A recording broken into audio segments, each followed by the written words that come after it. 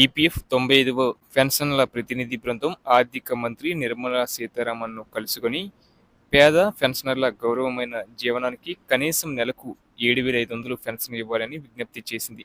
ప్రస్తుతం ఉద్యోగుల pension scheme 1995 EPF 95 కింద కనీస పెన్షన్ నెలకు రూ. 1,000 మాత్రమే ఉంది.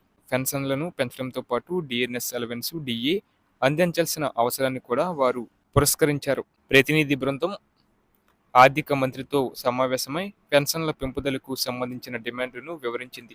పెన్షనర్ల గౌరవప్రదమైన జీవితం కోసం కనీసం 7,500 పెన్షన్ అవసరమని, డిఏను చేర్చడం ద్వారా పెన్షన్ మొత్తం మరింత సమర్థవంతం అవుతుందని పేర్కొంది.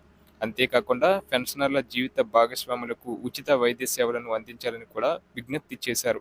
EPF 95 national education committee national president commander Ashok మాట్లాడుతూ, ప్రస్తుతం పెన్షన్ పొందుతున్న 78 లక్షల మందికి పైగా కేంద్ర రాష్ట్ర ప్రభుత్వ ఉద్యోగులు, ప్రభుత్వ రంగ సంస్థల ఉద్యోగులు, ప్రైవేట్ సంస్థల కార్మికులు పరిస్థితిని ఆర్థిక మంత్రికి వివరించామన్నారు.